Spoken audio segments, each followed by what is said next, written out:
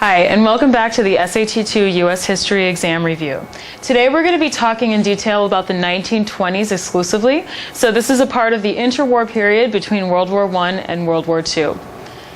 So the 1920s are often referred to as the Roaring Twenties because it is a time of general economic prosperity during most of the decade.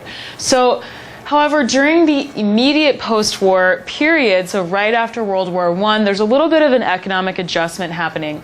So jobs are hard to find at this point, and farm prices are depressed. So this leads to a slow industry recovery. However, later on, there's going to be an economic boom, and again, that general prosperity will be felt widely throughout the country. However, it's not evenly distributed. So while it's experienced in a lot of different parts of the country, perhaps it's not really being felt by all the different social classes. And there is a notable land boom going on in Florida where this is going to increase speculation on land purchases and in the stock market.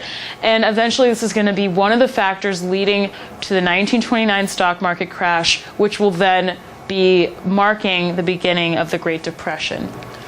So during the 1920s, we have a series of Republican administrations. So we swung from the Democratic Wilsonian administration to now back to Republicanism in the executive branch. So we have Harding, then Coolidge, followed by Hoover.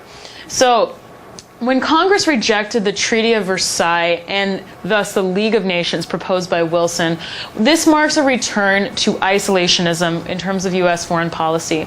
So now the foreign policy is going to be outlined by negotiating German reparations. So the idea that Germany, in a big way, was blamed for the war because it was an Allied victory against the Central Powers, which was led by Germany. So now Germany, as a result, is going to be seen as indebted to the rest of the countries that were affected negatively by the war. And now this is also going to be a time period where the U.S. is going to be sending military forces to Central America. So we are developing and cultivating an interest in Latin America to protect, maybe this is not that surprising, American business interests. So still, big businesses have a lot of sway in politics at this point, and also just a lot of economic power. Also, Harding's administration is going to be marred by a few scandals, which is going to discredit the government a little bit more broadly in some ways. And these Republican administrations will be largely pro-business and laissez-faire. So they're going to be seeking little government regulation as opposed to the Democratic